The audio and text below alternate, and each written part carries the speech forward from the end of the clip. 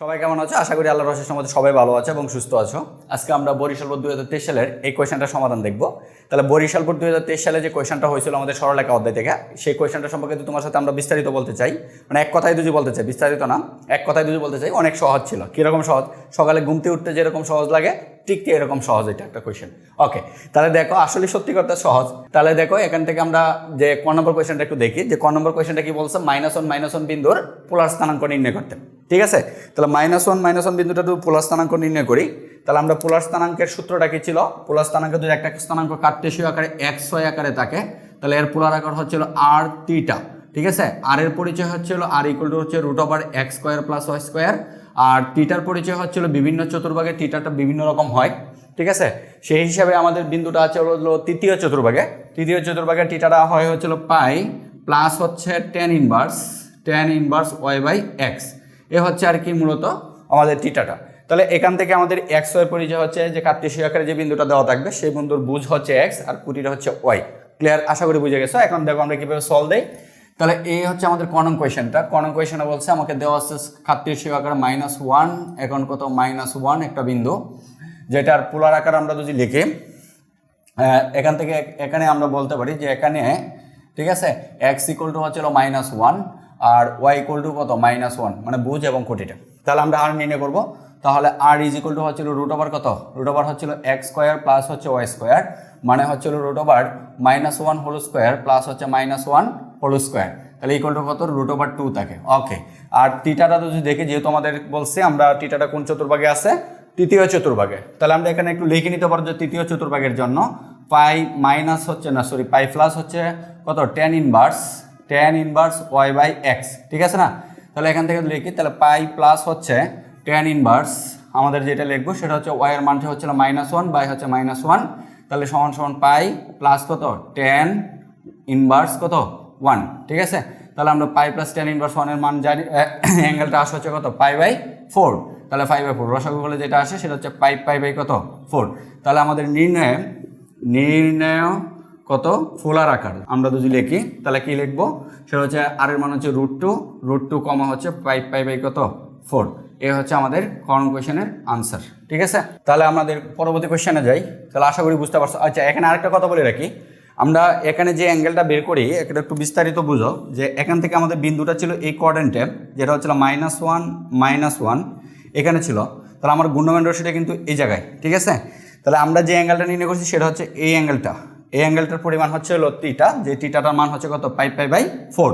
তুমি যদি এভাবে ঘুরো তখন কিন্তু অ্যাঙ্গেলের মানটা ভিন্ন আসবে। ঠিক আছে, তখন এইভাবে ঘুরলে আমাদের এই বিন্দুর জন্য যে অ্যাঙ্গেলটা আসবে সেটা হচ্ছে -পাই। ঠিক আছে, -পাই, এরপর হচ্ছে আমরা যদি হ্যাঁ এখানে যা আছে তাই, এক কথাই বলো, এখানে যা আছে তাই, সেটা হচ্ছে -পাই প্লাস হচ্ছে কত tan ইনভার্স কত y/x। ঠিক আছে, এ হচ্ছে যদি এভাবে ঘুরো তখন আমার থিটার যে অ্যাঙ্গেলটা আসবে সেই অ্যাঙ্গেলটা হচ্ছে এটা। ক্লিয়ার? তাহলে এখানে x এর মান বসালে যা হিসাবে আসবে তাই হচ্ছে আনসার। এটা নিয়ে চিন্তা করার কারণ নেই। তাহলে আমরা সবসময় পজিটিভলি ঘুরি, সবসময় কি করি, আমরা অ্যাঙ্গেলটা ধনাত্মক দিকে ঘুরি। ঠিক আছে, এই কারণে আমরা এই সূত্রটাই মানে 5π/4 আসে, ওইভাবে যেটা আসবে ওইটাও আনসার হবে, তাতে কোনো ভুল নাই। কিন্তু এখানে আর এর মানটা, যেহেতু এটা একটা ব্যাসার্ধ ভেক্টর, আর এর মানটা সেম থাকবে। তুমি যেভাবে করো আর এর মানটা সেম থাকবে। ওকে, তাহলে আসো আমরা পরবর্তী কোয়েশ্চেনে যাই। পরবর্তী কোয়েশ্চেনটা আমাকে যেটা বলছে, যে আমরা বলছিলাম কি, যে বরিশাল বোর্ডে যে কোয়েশ্চেনটা আসছে সেই কোয়েশ্চেনটা হচ্ছে সকালে ঘুমতে ওঠার মতন সহজ। তাহলে আশা করি শেষ পর্যন্ত থাকবে এবং দেখবে আসলেই সত্যি সহজ। পরবর্তী কোয়েশ্চেনে কি বলছে, যে 1 নং রেখা হতে 2 একক দূরবর্তী 1 নং রেখাটা। তাহলে 1 নং রেখাটা কোনটা, আমরা একটু প্রশ্নটা ধাপে আমরা লিখি। 1 নং কোয়েশ্চেন হচ্ছে আমাদের এটা। ঠিক আছে, তাহলে 1 নং রেখা হচ্ছে আমাদের কোন কোয়েশ্চেনের সমাধান যদি আমরা নেই, তাহলে 1 নং কোয়েশ্চেন হচ্ছে কত 12x, উদ্দীপকে 1 নং কোয়েশ্চেন হচ্ছে এটা 12x মাইনাস হচ্ছে 5y, এরপর হচ্ছে +26 = হচ্ছে 0। তাহলে এ হচ্ছে আমাদের 1 নং কোয়েশ্চেন। তাহলে এটাকে আমরা এই জায়গায় 1 নং এ দিচ্ছি প্রশ্নে, 1 নং কোয়েশ্চেন। তাহলে আমাকে বলছে যে 1 নং এর উপর হতে 2 একক দূরবর্তী, তাহলে এই হিসাবে আমরা চিত্রটাও আঁকি, তাহলে আরও বুঝতে সহজ হবে। তাহলে আমরা চিত্রটা যদি আঁকি, মনে করো যে 1 নং রেখাটার ডালটা কত পজিটিভ আর y এর কোণিতাংশ হচ্ছে পজিটিভ, ডাল পজিটিভ y এর কোণিতাংশ পজিটিভ, তাহলে রেখাটা হচ্ছে আমাদের এদিক থেকে এদিকে যাবে। ঠিক আছে, এ হচ্ছে আমাদের 1 নং রেখা। ওকে, তাহলে আমাকে বলছে 1 নং রেখার হ্যাঁ 1 নং রেখা হতে 2 একক দূরবর্তী এবং 2 নং রেখার উপর অবস্থিত বিন্দুসমূহের স্থানাঙ্ক নির্ণয় করতে। ভালো করে বুঝবা যে 2 নং রেখা মানে এই রেখা হতে 2 একক দূরে অবস্থিত, 2 একক দূরবর্তী এবং 2 নং রেখার উপর, তাহলে 2 নং আরেকটা রেখা আছে, সেই হচ্ছে এই রেখাটা যেটা লেখো, সে হচ্ছে x প্লাস কত 5y, এরপর হচ্ছে -13 দিলাম ইকুয়াল টু হচ্ছে 0, যেটা হচ্ছে 2 নং রেখা। এখন আমাকে বলছে যে 2 নং রেখাটা কোন দিক দিয়ে যাবে, 2 নং রেখাটা হচ্ছে ডাল হচ্ছে নেগেটিভ, অয়ের কণ্ডিতাংশ হচ্ছে কত, অয়ের কণ্ডিতাংশ পজিটিভ, ডাল নেগেটিভ অয়ের কণ্ডিতাংশ পজিটিভ। তাহলে ডাল যদি নেগেটিভ অয়ের কণ্ডিতাংশ যদি পজিটিভ হয় তাহলে আমার রেখাটা 2 নং রেখাটা যাবে হচ্ছে এদিক থেকে এদিকে, ঠিক আছে। তাহলে এটা হচ্ছে আমাদের 2 নং রেখা, ক্লিয়ার। তাহলে আমাকে বলছে যে 1 নং রেখা হতে 2 একক দূরবর্তী, এই রেখার উপরস্থ কিছু বিন্দু আছে, ওই বিন্দুর স্থানাঙ্কগুলো নির্ণয় করতে। আমি ধরে নিচ্ছি বিন্দুটা হচ্ছে এই জায়গায় একটা বিন্দু আছে, আমি ধরে নিচ্ছি এই বিন্দুর স্থানাঙ্ক আমাকে নির্ণয় করতে হবে। তাহলে এই বিন্দুটা এই রেখা থেকে কত একক দূরে আছে, এই রেখা থেকে 2 একক দূরে আছে, আবার এই জায়গা থেকে তো কিন্তু এইখান থেকে যদি হিসাব করো তাহলে এখান থেকে কত 2 একক দূরে আছে, মানে এখান থেকে এই পর্যন্ত দূরত্ব হচ্ছে 2, এখান থেকে এই পর্যন্ত দূরত্ব হচ্ছে কত 2, ঠিক আছে। তাহলে এই বিন্দুর স্থানাঙ্কটা আমাকে নির্ণয় করতে হবে, যে বিন্দুটা অবশ্যই এই রেখার উপরে কি হবে অবস্থান করবে, ক্লিয়ার। তাহলে এই বিন্দুর স্থানাঙ্কটা যদি আমরা ধরে নেই, আচ্ছা পরে ধরতেছি, তাহলে আমরা আবার প্রশ্নটা বোঝার চেষ্টা করব। আমাকে বলছে যে 1 নং রেখা হতে 2 একক দূরে অবস্থিত, 1 নং রেখা হতে 2 একক দূরে অবস্থিত, এই রেখার উপর অবস্থিত, ঠিক আছে। 1 নং রেখা হতে 2 একক দূরে এই রেখার উপর অবস্থিত যে বিন্দুগুলা হবে সকল বিন্দুর স্থানাঙ্ক তোমাকে নির্ণয় করতে হবে। তাহলে বিন্দু কয়টা হইতে পারে, আমি যেরকম এইখান থেকে 2 একক দূরে এই বিন্দুটা দিচ্ছি, আবার এখান থেকে দেখো 2 একক দূরে এই বিন্দুটা হইতে পারে। ধরো এখানে একটা বিন্দু আছে, সেই বিন্দুটা হচ্ছে এখানে একটা বিন্দু আছে, যে বিন্দুটা এই রেখা থেকে কত 2 একক দূর, ধরে নাও এটা লম্ব, তাহলে এখান থেকে এই পর্যন্ত দূরত্ব কত 2 একক। তাহলে এখানেও একটা বিন্দু হবে, এই জায়গায় একটা বিন্দু হবে, তাহলে দুটা বিন্দুই এই রেখার উপরস্থ দুইটা বিন্দুই কিন্তু কি হইতে পারে, যে এই রেখা থেকে 2 একক দূরে অবস্থান করতে পারে। ওই বিন্দুগুলোর স্থানাঙ্ক আমাকে নির্ণয় করতে হবে। আশা করি বুঝতে পারছো। এখন আমরা এটা কিভাবে নির্ণয় করব, দুইটা কন্ডিশন।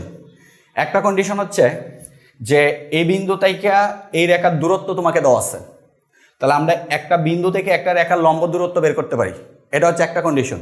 যে আর দূরত্ব আমাকে দেওয়া আছে আমরা একটা বের করবো, এটা নিয়ে একটা কন্ডিশন সাজাবো।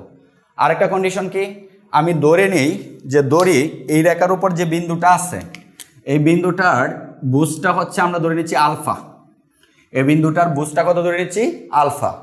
তাহলে আলফা দ্বারা যদি আমি এই রেখার সমীকরণটা সিদ্ধ করি তাহলে ওয়াই মানটা পাবো না। আমরা যদি জানি কোনো একটা রেখার উপর একটা বিন্দু যদি থাকে, ধরো আলফা এবং বিটা দুইটা বিন্দু আছে, তাহলে আলফা বিটা বিন্দু দ্বারা কি এই রেখার সমীকরণটা সিদ্ধ হয়। তাহলে এখন যদি আমরা একটা থাকে তাহলে এই আলফা এই সমীকরণে কি বসানো যাবে না, বসানো যাবে, কিন্তু ওয়াইটা থাকবে। তাহলে ওয়াইয়ের মান যেটা পাই সেটাই কিন্তু এই বিন্দুর কি হয়, কুটি হয়। তাহলে সেই হিসেবে আমরা এই কাজটা একটু করতে পারি। সেই কাজটা কি, যে এই বিন্দুর উপর ধরি এই বিন্দুর বুঝ হচ্ছে কত আলফা, ঠিক আছে। তাহলে আমরা একটু ভাষাগতভাবে লিখি, তাহলে বুঝতে পারবা যে আমরা ধরি 2 নং রেখার উপর অবস্থিত বিন্দুর বুঝ হচ্ছে আলফা। তাহলে আমরা ধরি 2 নং রেখার এক্সও লিখতে পারো, বুঝ এক্স ইকুয়াল টু কত আলফা, ঠিক আছে। তাহলে কুটিটা কত হবে, এই এক্স এর মানটা যদি আমি 2 নং সমীকরণে বসা ওয়াই এর মান যেটা আসবে এটাই হবে আমাদের কুটি, ঠিক আছে। তাহলে আমরা এখান থেকে এটা বলতে পারি যে এখন যদি আমরা 2 নংকে এক্স এর আলফার মানটা বসায় দিই তাহলে কি পাবো, আলফা প্লাস হচ্ছে 5y মাইনাস 13 ইকুয়াল টু কত 0। যেখান থেকে আমরা সমাধান করলে যেটা পাবো alpha is equal to plus 13, এই পাশে আসবে 13, আর হচ্ছে হলো আলফা ইজ ইকুয়াল টু আর 13 minus alpha Y is equal to, তাহলে হচ্ছে হলো 5। কারণ আমাদের কি দরকার, আমাদের ওয়াই মানটা দরকার। তাহলে অবশ্যই যে বিন্দুর বুঝ আলফা হবে এই বিন্দুর কুটি কি হবে, এটা হবে। তাহলে অবশ্যই এই বিন্দুর কুটিটা কত লেখা যায়, 13 মাইনাস আলফা। তাহলে এই বিন্দুর কুটি হচ্ছে হলো 13 মাইনাস আলফা বাই হচ্ছে কত 5। তাহলে এই হচ্ছে আমাদের বিন্দুর স্থানাঙ্কটা, এটা আমরা ধরে নিতে পারি, ক্লিয়ার। আমি আবার এই বিষয়টা বোঝাচ্ছি। আমাকে বলছে এই রেখার উপর একটা বিন্দু, তাহলে এই বিন্দুর কত জানি না, আমি ধরে নিব এই বিন্দুর বুঝ হচ্ছে কত আলফা। তাহলে এই বুঝটা যখন এই রেখার সমীকরণে বসাবো ওয়াইয়ের একটা মান পাবো, অবশ্যই ওয়াইয়ের মানটা এই বিন্দুর কি হবে, কুটি হবে। তাহলে এই ওয়াইয়ের মানটাই হচ্ছে এই বিন্দুর কুটি, ক্লিয়ার। ওকে, এখন প্রশ্ন মতে কি বলা যায়, প্রশ্ন মতে হচ্ছে এই বিন্দু থেকে এই রেখার দূরত্ব, এই বিন্দু থেকে এই রেখার লম্ব দূরত্ব কত, আমাকে 2 দেওয়া আছে। তাহলে এটা নিয়ে আমি একটা কন্ডিশন সাজাতে পারি যে একটা বিন্দু থেকে একটা রেখার লম্ব দূরত্ব, তাহলে একটা বিন্দু থেকে একটা রেখার লম্ব দূরত্ব কীভাবে বের করে, মনে করে একটা বিন্দু তোমাকে দেওয়া আছে আলফা, এবং ধরো আলফা বিটা না, আলফা বিটা এখানে ধরছি, তাহলে ধরো এখানে হচ্ছে আমাদের কি ধরবো x1 y1 একটা বিন্দু। তাহলে এই বিন্দু থেকে একটা রেখার সমীকরণ হচ্ছে ধরো x plus by plus c equal to 0। তাহলে এই বিন্দু থেকে এই রেখার লম্ব দূরত্ব কীভাবে বের করি আমরা, এই বিন্দুটা এই সমীকরণে বসায় দেই, মানে হচ্ছিল a x এর জায়গায় x1 হবে প্লাস b y এর জায়গায় y1 হবে প্লাস কত c, নিচে হয় হলো x এর সহগ স্কোয়ার মানে স্কোয়ার প্লাস বি স্কোয়ার, তার উপরে কত রুট ওভার। এ হচ্ছে কিন্তু এই বিন্দু থেকে এই রেখার লম্ব দূরত্ব, এটা কিন্তু সূত্রটা এইটা, ঠিক আছে। তাহলে এই হিসাবে এই বিন্দুটা এই রেখার সমীকরণে দূরত্ব আমরা কি করতে পারি, বের করতে পারি। ওকে, আসো আমরা এইভাবে কাজটা করব।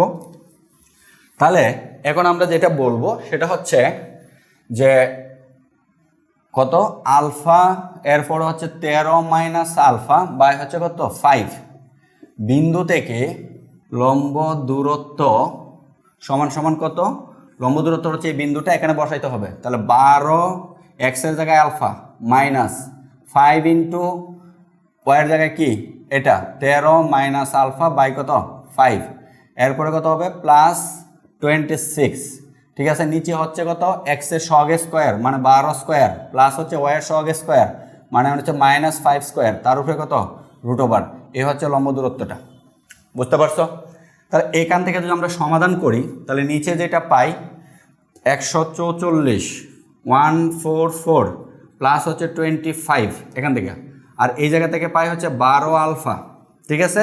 আর হচ্ছে মাইনাস a5 কাটা যায়, তাকে হচ্ছে কত 13 মাইনাস আলফা প্লাস কত 26 এটা থাকে। আর একটু সমাধান যদি করি তাহলে নিচে পাই হচ্ছে কত 169 রুট ওভার কত 169, আর এই জায়গা থেকে যেটা পাই সেটা হচ্ছে 12 আলফা মাইনাস হচ্ছে 13, এরপরে কত প্লাস আলফা, ঠিক আছে, প্লাস কত 26 ইকুয়াল টু আমরা যেটা পাবো সেটা হচ্ছে এই জায়গা থেকে আমরা যেটা পাবো সেটা হচ্ছে কত, সেটা হচ্ছে নিচে হবে হলো 13, 169কে বর্গমূল করলে 13 আসে, আর এখান থেকে হচ্ছে আলফা আর 12 হচ্ছে 13 আলফা, ঠিক আছে, 13 আলফা, আর 26 থেকে 13 গেলে কত থাকে, 26 থেকে যদি আমরা 13 বিয়োগ করি, 26 থেকে 13 বিয়োগ করলে তাকে হচ্ছে প্লাস 13, ঠিক আছে।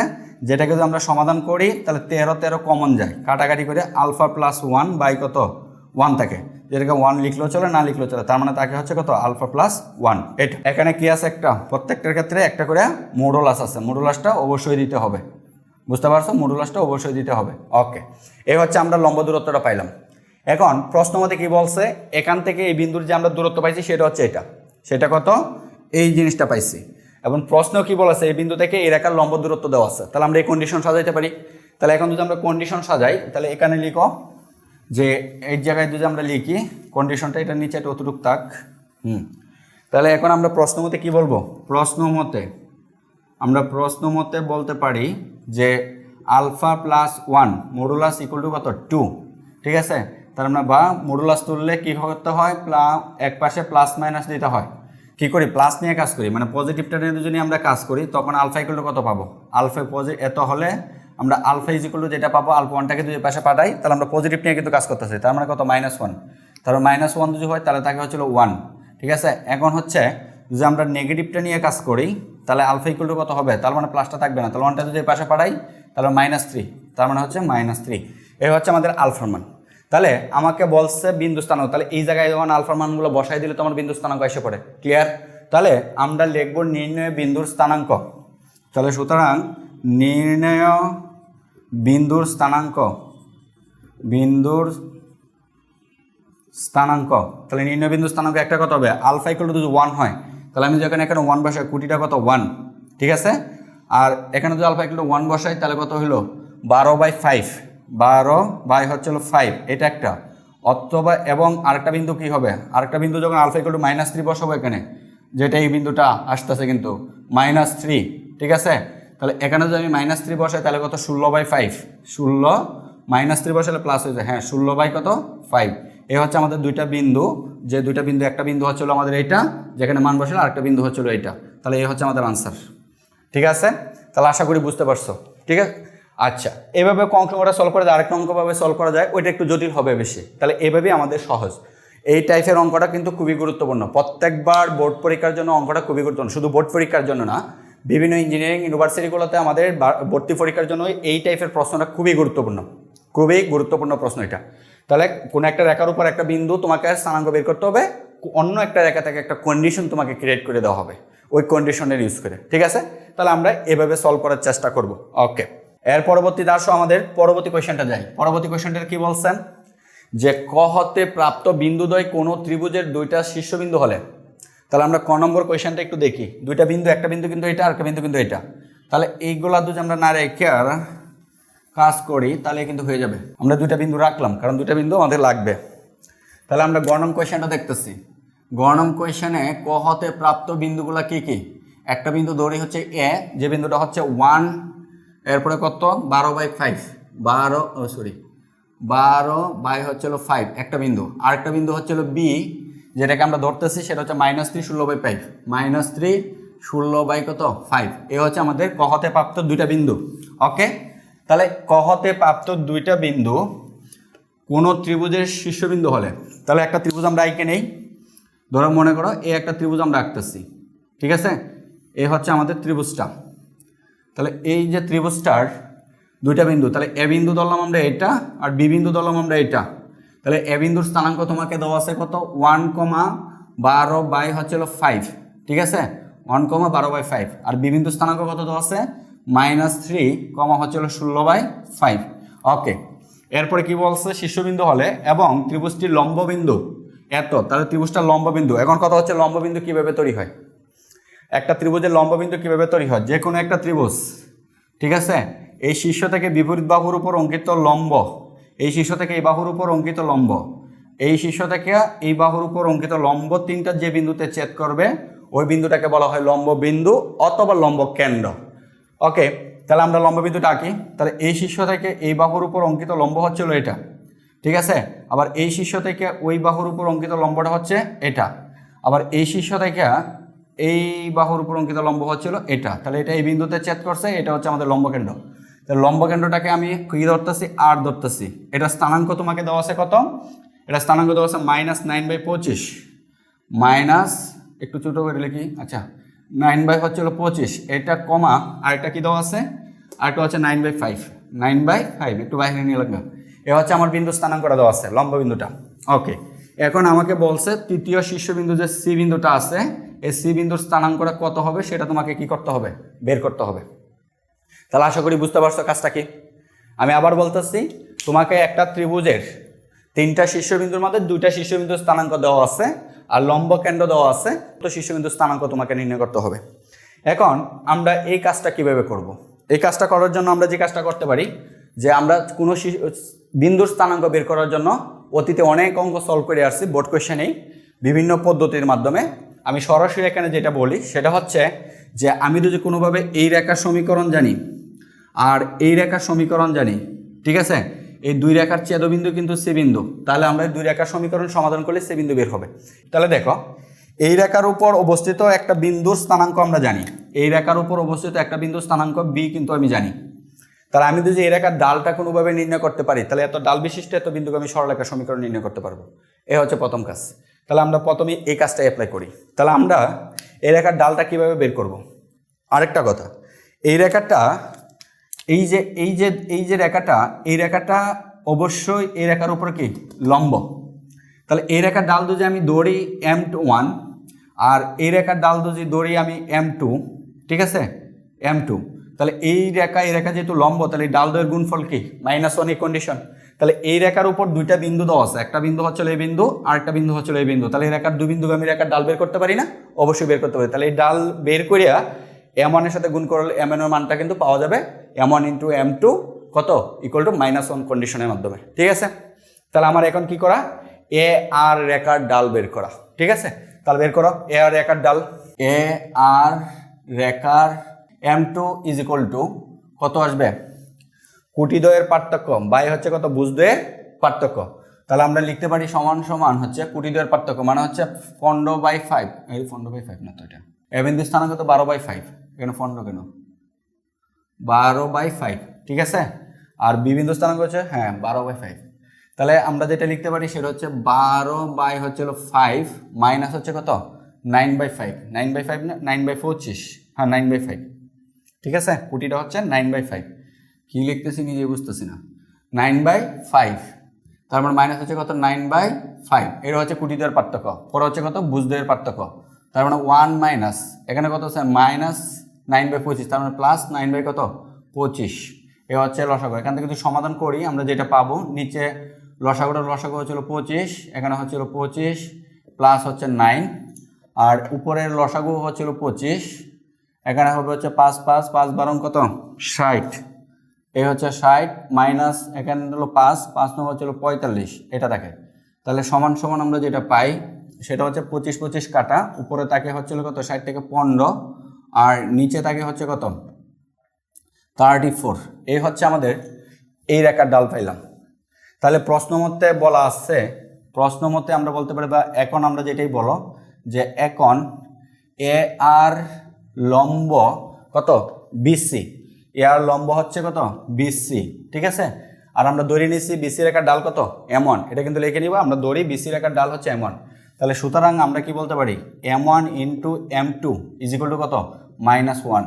ঠিক আছে, তাহলে m1 into m2 equal to -1। এই জায়গায় লিখে নিবা যে দড়ি বিসি রেখার ডাল হচ্ছে কত m1, এটা কিন্তু লিখে নিবা। ওকে, তার মানে বা m1 এর মানটা কত পাইছি আমরা, m1 এর মান আমরা বের করব।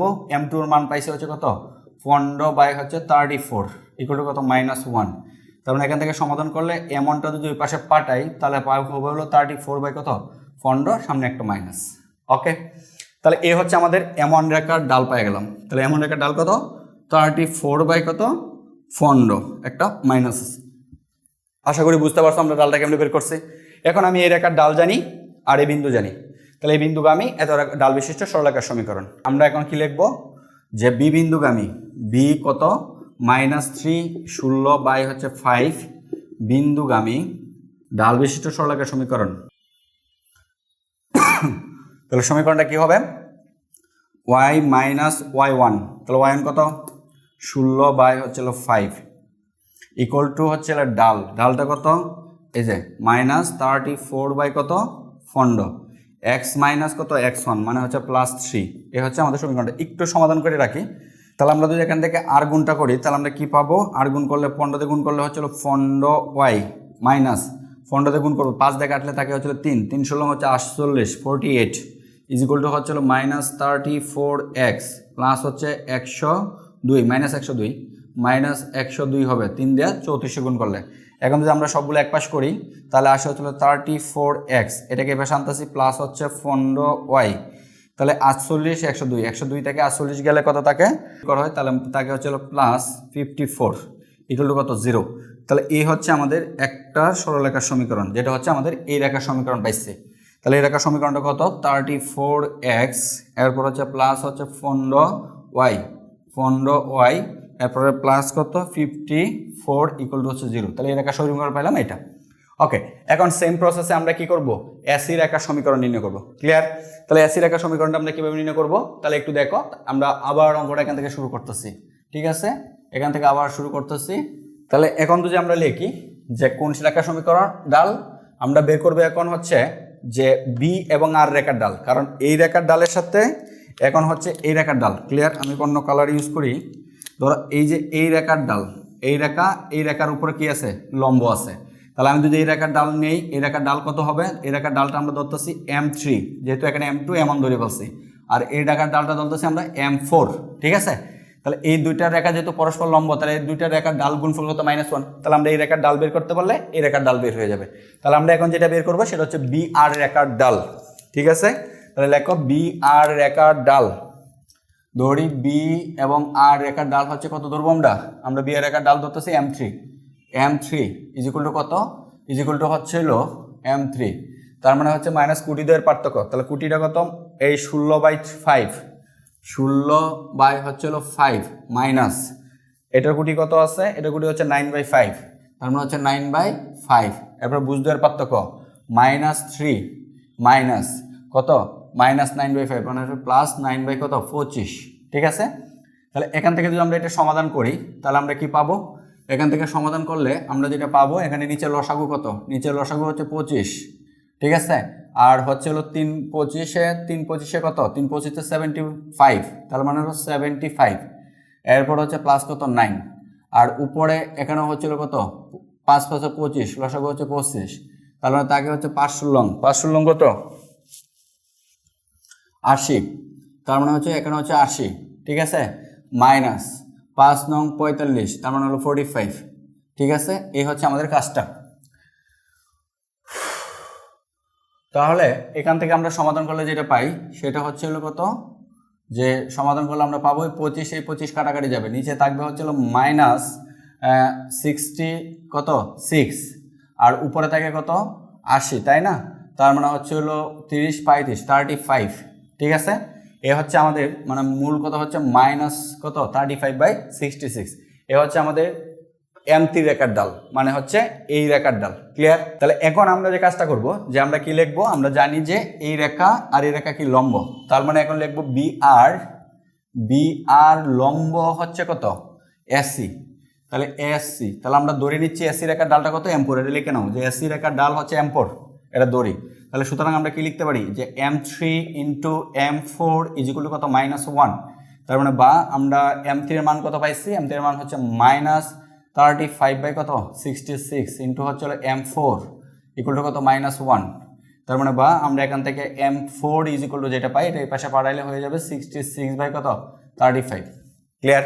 তাহলে আমি এই রেখার ডাল জেনে গেলাম কত, এই রেখার ডাল হয়ে গেলাম হচ্ছে 66 কত 35।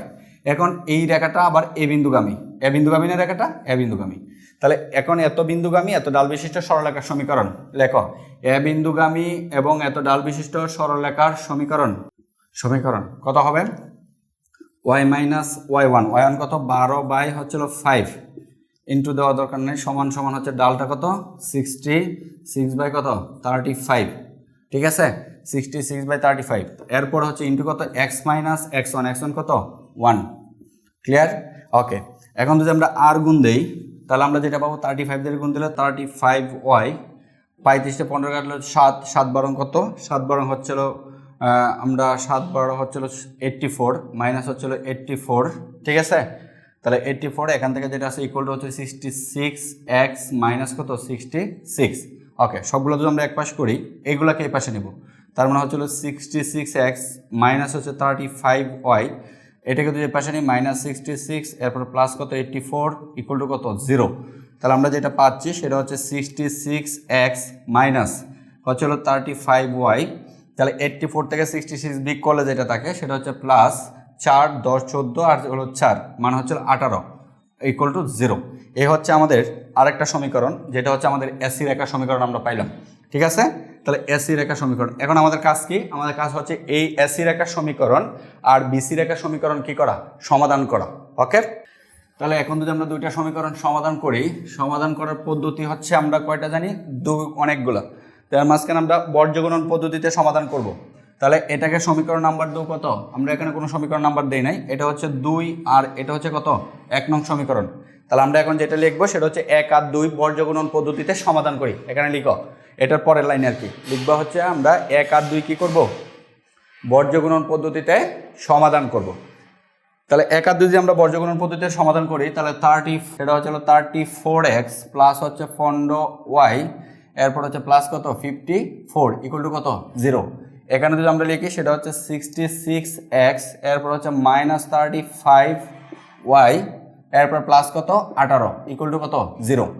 তাহলে আমরা কীভাবে জানি সমাধান করবো বলছিলাম, গত একটা লেকচারে কিন্তু বর্জ্যগুণন পদ্ধতি নিয়মটা বলা হয়েছে। তাহলে আমি এখানে আজকে আর দেখাচ্ছি না, আমি সরাসরি লিখতেছি যে x বাই হবে হচ্ছিল যে এখানে x দিচ্ছি, তাহলে এটার সহগ গুণন হচ্ছে এটার সহগ, তাহলে 15 ইন্টু হচ্ছিল 18, 15 ইন্টু কত 18 মাইনাস, আর এটার এটা আর এটা গুণ হবে, তাহলে এখানে মাইনাস হবে, মাইনাস দিয়ে গুণ করলে সেটা হচ্ছে 35 ইন্টু কত ইন্টু হচ্ছিল 54, ঠিক আছে, ইকুয়াল টু এখন যখন আমরা ওয়াইটা নিব তখন ওয়াইটা বাদ যাবে, তখন 66 ইন্টু হবে হচ্ছিল 54 সূত্রের মাইনাস, এরপরে হবে হচ্ছিল 34 এরপর হচ্ছে ইন্টু 18, ঠিক আছে, সমান সমান যখন আমরা কনস্ট্যান্ট নিব তখন আমরা 1 লিখব, তো 1 নেওয়ার সময় এর আসবে হলো 34 ইন্টু হচ্ছে হলো কত -54, তাহলে একটা সামনে মাইনাস দিয়ে দাও 35, ঠিক আছে 34 ইন্টু 35 মাইনাস, এরপরে 66 ইন্টু কত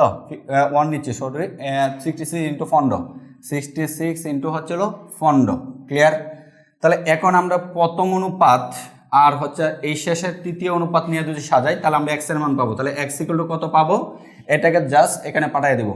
তাহলে x ইকুয়াল টু হচ্ছে হলো 15, ঠিক আছে, ইন্টু কত 18 প্লাস হচ্ছে 35 ইন্টু হচ্ছে হলো 54 বাই হচ্ছে কত -34 ইন্টু হচ্ছে কত ইন্টু হচ্ছে হলো 35, ঠিক আছে, মাইনাস হচ্ছে 66 ইন্টু হচ্ছে 15।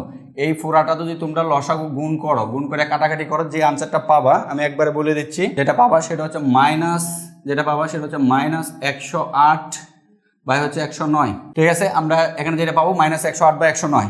এরপরে এখন যদি আমরা এই অনুপাত মানে এখন আমরা যেটা নিয়ে কাজ করব সেটা হচ্ছে এই y এর অনুপাত আর এই কনস্ট্যান্ট অনুপাত নিয়ে কাজ করব। কাজ করলে আমরা যেটা পাবো y ইজ ইকুয়াল টু হচ্ছিল যে এখানে পাবো উপরে যাবে হচ্ছিল এটা, নিচে থাকবে এটা, তাহলে -34 ইন্টু হচ্ছিল 35 মাইনাস হচ্ছে 66 ইন্টু হচ্ছিল 15, আর উপরে যাবে হচ্ছিল 66 ইন্টু হচ্ছে 54 মাইনাস হচ্ছে 34 ইন্টু হচ্ছিল কত 18। তাহলে এটাকে যদি আমরা একবারে সমাধান করি তাহলে আমরা যেটা পাবো সেটা হচ্ছে এখানে হবে হচ্ছিল নিচে যেটা পাবো সেটা হচ্ছে 545, ঠিক আছে।